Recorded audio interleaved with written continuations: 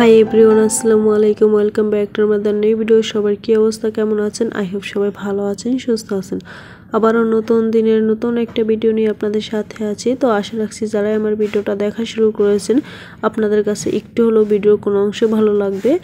তো ভিডিও শুরুতে এখানে ইফতারের জন্য কিছু নাস্তা রেডি করছি। বলতে গেলে এটা একটাই নাস্তা রেডি করবো, আর বাকিটা তো বাইরে থেকে কিনে আনবো।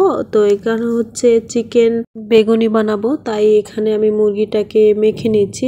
মুরগি অনেক রকমের মশলা ছিল, তো সব রকমের মশলা দিয়ে মেখে আগে থেকে রেখে দিয়েছি। এটা আছরের আগে রেখে দিয়েছিলাম। এটা মাখার পর তারপর নামাজ পড়েছি। তো এখানে যা যা মশলা লাগে সব রকমের মশলা দিয়ে সুন্দর করে আমি মেখে তারপর রেখে দিয়েছি। তো নামাজ পড়ার পর তারপর এখানে রান্না বসিয়ে দিয়েছি চুলার মধ্যে। তো দুই চুলায় রান্না করছি। তো রান্না করতে একটু দেরি হয়ে গিয়েছে, তার কারণ আজকে গ্যাস ছিল না, যেহেতু আমরা সিলিন্ডার ব্যবহার করি, আর সিলিন্ডারটা শেষ হয়ে গিয়েছিল রান্না শুরু করার অবস্থায়, তাই রান্না করতে দেরি হয়ে গিয়েছে। তো যাই হোক, তারপরও কিন্তু রান্না করতে বেশি সময় লাগবে না, যেহেতু সব কিছু আগে থেকে রেডি করে রেখেছিলাম সব কিছু। তো এখানে ফার্স্টে চিচিঙ্গা ভাজি করে নিয়েছি। চিচিঙ্গা ভাজি করার পর তারপর এখানে হচ্ছে ডাল রান্না করবো আজকে পাট শাক দিয়ে। তো এই বছরের প্রথম খাচ্ছি। তো এই পাট শাকের ডালটা বোম্বাই মরিচ দিয়ে রান্না করব, এই ঝাল ঝাল করে। তো ঝাল ঝাল করে রান্না করলে খেতে আমাদের কাছে অনেক বেশি ভালো লাগে। তো ডালটাকে আমি কাঁচা পাকা দিয়ে তারপর রান্না করছি। তো এই যে দেখতে পাচ্ছেন একটা নাগা মরিচ, তো এই মরিচটা কিন্তু খুব বেশি ঝাল, আর এইটা দিলে এই যে ডালটা খেতে আমাদের কাছে অনেক বেশি ভালো লাগে আর অনেক সুন্দর একটা ফ্লেভার আসে।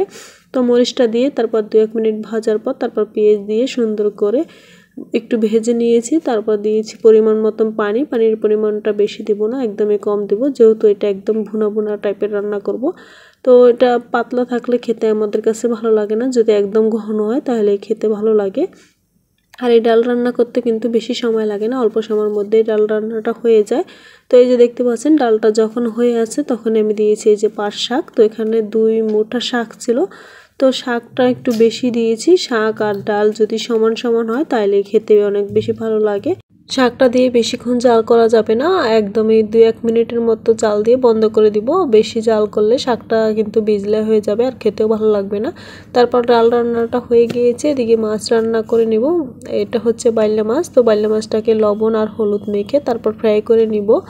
তো বাইলা মাছ ভুনা ভুনা করে রান্না করবো, আর আজকে মানে সব কিছুই ভুনা ভুনার আর অল্প সময়ের মধ্যেই রান্না হয়ে গিয়েছিল। মাছটা বেশি ভাজা দেব না, হালকা ভাজা করে রান্না করে নিব। তো এক খোলার মধ্যে আমি যতটুকু সম্ভব অতটুকু মাছ দিয়ে তারপর সবগুলি মাছ ফ্রাই করে নিব। আর যেহেতু রমজানে মানে বেশি একটা খাওয়া হয় না, বরকত মাস, তো তাই সব কিছু অল্প অল্প কিছুই রান্না করছি। যতই অল্প কিছু রান্না করা হোক না কেন সব কিছুই থেকে যায়। আর হ্যাঁ, যারা আমার ভিডিওর সাথে আছেন একটা লাইক দিতে ভুলে গিয়েছেন, প্লিজ লাইক দিয়ে দিবেন। আপনাদের একটা লাইক আমাকে আরও নতুন নতুন ভিডিও বানানোর উৎসাহ জাগায়, আর আমার ভিডিওটা অন্যদের মাঝে পৌঁছে দিতে সাহায্য করে। এরই মধ্যে মাছ রান্নাটা হয়ে গিয়েছে। তারপর মাছ রান্না করার পর এখন আমি চিকেন বেগুনি বানাবো, সেই জন্য তো আগে মুরগিটা মেখে রেখেছি। তো এখন বানানোর জন্য বাকি কাজটা সেরে নিচ্ছি। তো এখানে বেসন নিয়েছি পরিমাণ মতন। বেসন নেওয়ার পর তারপর দিয়েছি সামান্য পরিমাণ মরিচের গুঁড়ো, আর দিয়েছি স্বাদ মতন লবণ, আর সামান্য পরিমাণ হলুদের গুঁড়ো দিয়েছি, আর সামান্য পরিমাণ 1 চিমটির মতো দিয়েছি বেকিং সোডা। আর পানিটা একবারে দেওয়া যাবে না, অল্প একটু পানি দিয়ে তারপর দেখে নিতে হবে, যদি প্রয়োজন হয় তাহলে দিব। তো এখন আমি একটু পানি দিয়ে সুন্দর করে আমি চামচের সাহায্যে রেডি করে নিয়েছি। তো আমার আর পানির প্রয়োজন হয় না, আমি যতটুকু মানে ঘনত্বটা কিন্তু যেরকম বেগুনি তারপর আলুর চপ বানায় তো সেম ওরকমই ঘনত্ব রেখেছি। তারপর এখানে হচ্ছে তেল গরম করে দিচ্ছি চুলার মধ্যে। তারপর এখন আমি দিয়ে দিচ্ছি বেগুনি গুলিয়ে। তো চিকেন বেগুনি কিন্তু হতে একটু সময়ের ব্যাপার আছে, যেহেতু চিকেনটা সিদ্ধ হওয়ার প্রয়োজন আছে, সেই জন্য চুলার আঁচটা কিন্তু একদমই আমি লোতে রেখেছি, আর ইন্ডাকশান চুলায় আমি ভাজছি। তো এখানে তেলের পরিমাণটা একটু বেশি দিতে হবে, কারণ জানি ডুবে থাকে সেই অবস্থায়। তারপর আমি কিছুক্ষণ ভেজে নেওয়ার পর এবার উল্টে পাল্টায় দিব। তো এটা উল্টায় দেওয়ার পর তারপর বাকি মানে কাজ ছিল ইফতারের সব কাজ সেরে নিয়েছি। তারপর ফল টল সব একসাথে রেডি করেছি। তো এখনও আজান দিতে 5-6 মিনিটের মতো বাকি আছে, এর মধ্যে সব কিছু রেডি করে নিয়েছি।